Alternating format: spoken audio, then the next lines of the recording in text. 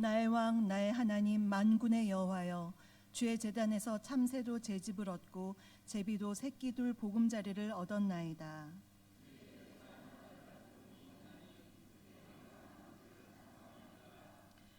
주께 힘을 얻고 그 마음에 시온의 대로가 있는 자는 복이 있나이다.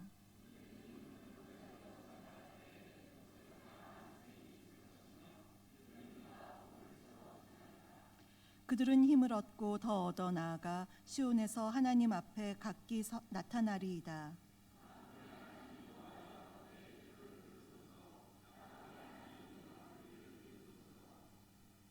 우리 방패이신 하나님이여, 주께서 기름 부으신 자의 얼굴을 살펴보옵소서.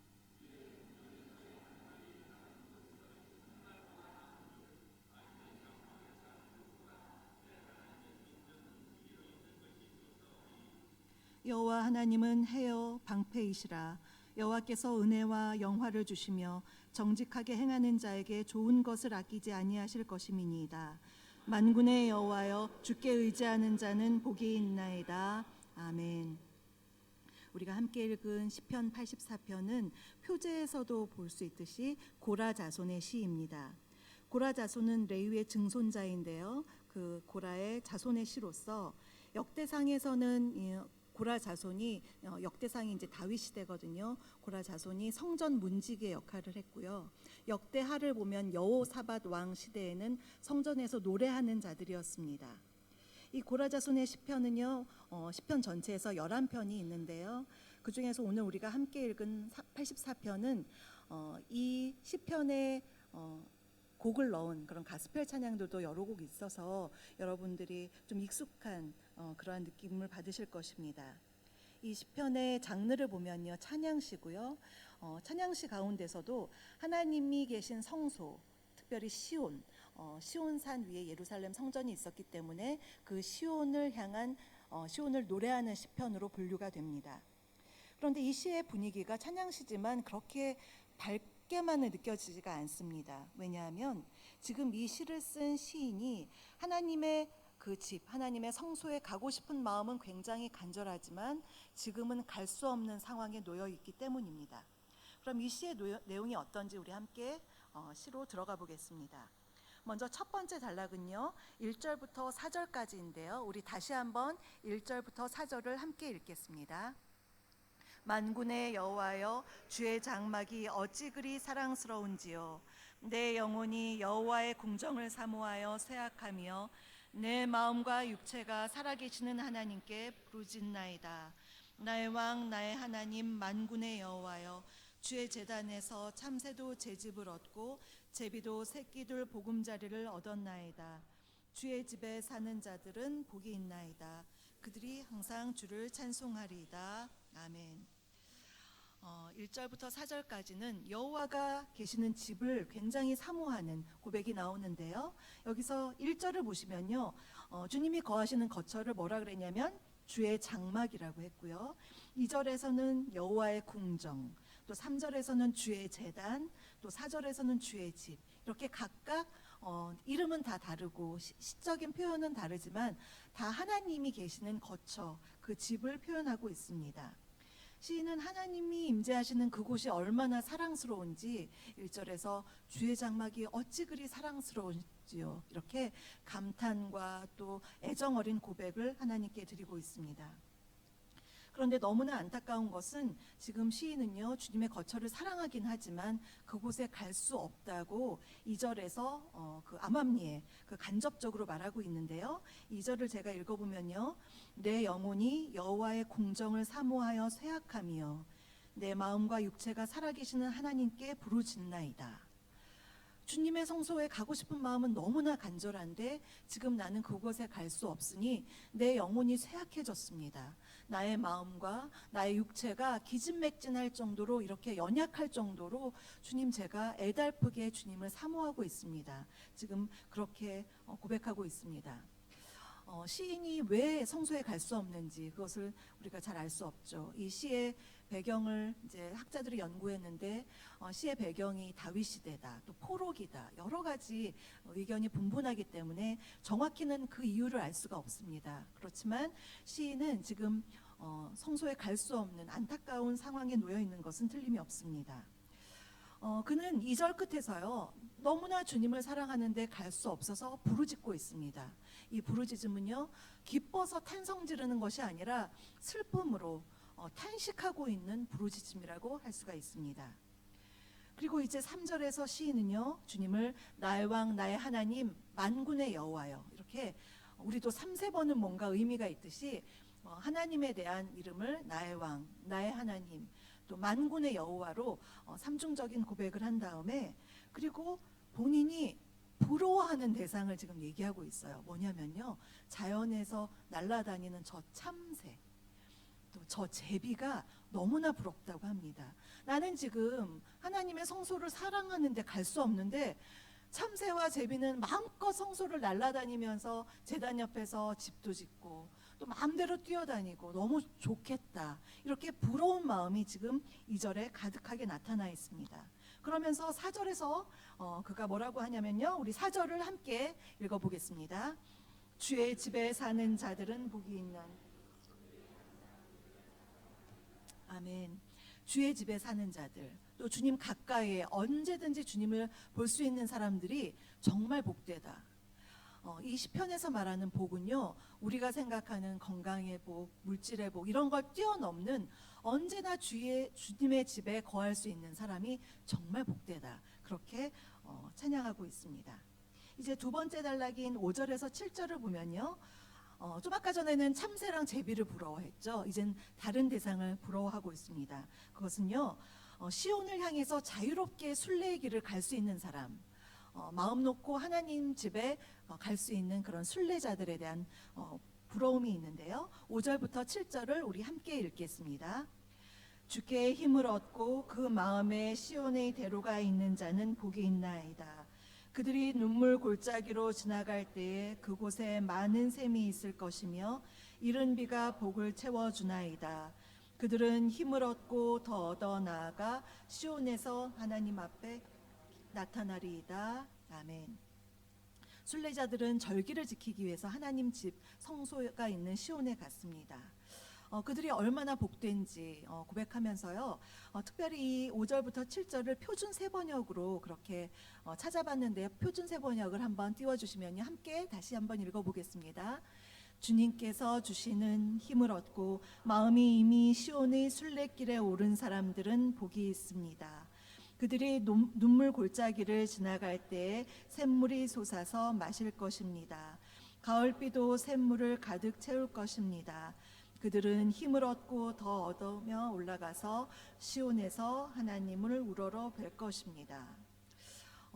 시인 본인은 하나님께 갈 수 없는데 이렇게 순례길을 떠나러 가는 사람, 정말 너무 부럽다. 그들은 정말 행복한 사람이구나, 그렇게 고백을 하고 있습니다.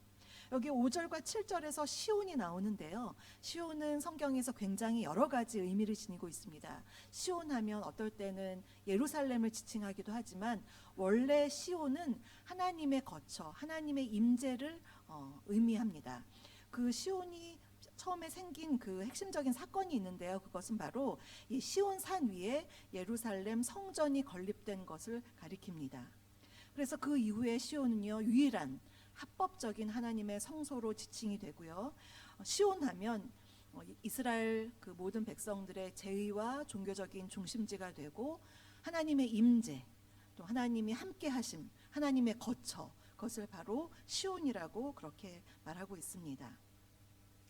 저는 평소에 시편을 굉장히 좋아하고요, 많이 암송도 하고 참 좋아하는데 그 중에서 84편의 이 5절, 마음에 시온의 대로가 있는 자라는 표현, 정말 제가 사랑하는 표현입니다. 좁게는 이 표현이 시온으로, 예루살렘으로 순례길을 가는 사람, 그런 마음의 작정에서 떠나는 사람, 우리로 말하면 성지순례 가는 사람, 그렇게 볼 수도 있지만 또 다른 의미에서는 그 순례를 갈 수는 없지만 마음으로 항상 하나님의 임재를 사모하여 있는 사람, 그 마음의 중심이 시온의 대로가 펼쳐져 있는 거예요. 하나님, 제가 언제나 주님께 열려 있습니다. 제가 좀 아까 전에 김영무 장로님 간증을 들으면서 항상 하나님을 바라보고 계시는 그 마음의 중심을 보고 굉장히 감동을 받았는데요. 그렇게 항상 시온을 향해 있는 자는 복이 있다. 지금 5절에서 그렇게 이야기하고 있는 것입니다. 사랑하는 성도 여러분, 여러분의 마음속에 이렇게 시온의 대로가 활짝 열려져 있습니까? 항상 그곳을 사모하고 계십니까? 오늘 성경은요, 그러한 사람이 행복한 사람이다, 그러한 사람이 복되다, 그렇게 말하고 있습니다. 그런데 아무리 기쁨으로 순례의 길을 떠났다 하더라도요, 6절을 보니까 눈물 골짜기가 있다고 합니다. 여기서 눈물 골짜기는요, 예루살렘 근처에 있는 메마른 골짜기를 지칭하는데요, 특별히 이 눈물 골짜기에는 발삼나무라는 나무가 많아서요, 원래 이름은 박하골짜기, 그 발삼나무를 가리키는 박하골짜기라고 이름이 되어 있는데, 발삼나무는요 수액을 많이 흘린대요. 그래서 제 생각에 우리나라 고로쇠물이나 이런 것처럼 되나 이런 생각이 들었어요. 발삼나무가 수액이 많아서 흐르는 것을 마치 눈물을 흘린다, 그렇게 시적으로 은유적으로 보아서 그 박하골짜기를 눈물골짜기라고 그렇게 말하고 있습니다. 여기서 시인은요, 눈물 골짜기라는 은유적인 시적 표현을 통해서 하나님의 성도들이 하나님의 뜻을 따라서 열심히 순례의 길을, 또 믿음의 길을 걸어가다가 그래도 만나게 되는 어쩔 수 없는 고난과 어려움, 또 눈물을 박하 골짜기, 이 눈물 골짜기로 지칭하고 상징하고 있는 것입니다. 그런데 중요한 것은요, 눈물 골짜기에서 끝나는 것이 아니라 하나님께서 눈물 골짜기가 은혜의 골짜기로 은혜를 부어주신다, 지금 오늘 성경에서는 말하고 있습니다. 눈물 골짜기조차도 많은 샘물이 솟아나는 소생의 장소가 될 것이고 이른비를 내려주겠다. 여기서 성경에서 이른비는요, 팔레스틴 지방에서 10월과 11월에 내리는 가을비를 말합니다. 그 가을에 촉촉한 이른비가 내리면요, 밭을 일구기에 굉장히 밭이 아무래도 촉촉하니까 좋죠. 그러면서 이러한 박하골짜기, 눈물골짜기와 같은 메마른 골짜기에서는 풍부한 물을 제공해 줍니다. 많은 샘물도 이른비도 다 좋긴 한데 이것은 우리 인간이 노력해서 얻어지는 막 파는 것이 아니죠. 파서 얻어지는 건 우물이지만 샘물, 성경에서 샘물은요, 하나님이 주시는 거예요. 성경에서 우물의 이미지는 사람이 좀 파야 되는 노력이 가해지는 것이고, 샘물은 하나님께서 거저 주시는 것, 또 이른비도 하나님께서 거저 주시는 것, 그런 이미지가 있습니다. 그래서 5절 보시면요, 주께 힘을 얻고, 7절에서도 또 그들은 힘을 얻는다가요 5절에서도 7절에서도 나오고 있습니다. 눈물 골짜기를 만나도요, 하나님의 많은 샘물과 이른비 때문에 그 순례자는 힘을 얻는다, 또 힘을 얻는다, 그렇게 강조하고 있습니다. 이제 마지막으로 8절부터 12절을 보시면요, 우리 함께 읽어보겠습니다. 8절입니다. 만군의 하나님,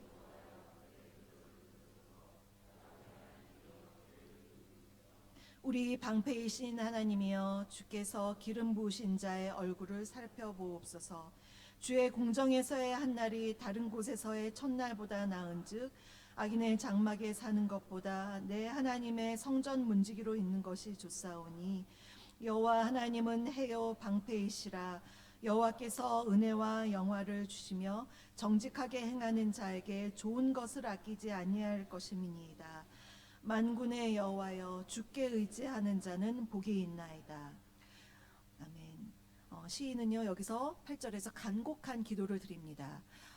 특별히 기름 부으신 자, 그 사람이 왕인지 제사장인지는 모르지만 기름 부으신 자를 위해서 기도하는 것은 아마도 그를 위해서 기도하면 내가 지금 성전에 가고 싶은데 갈 수 있는 길을 열어주지 않을까, 만약 왕이면 그렇게 태평성대를 이루어서 그렇게 하지 않을까, 그런 어떤 소망이 담겨 있는 것을 볼 수가 있습니다.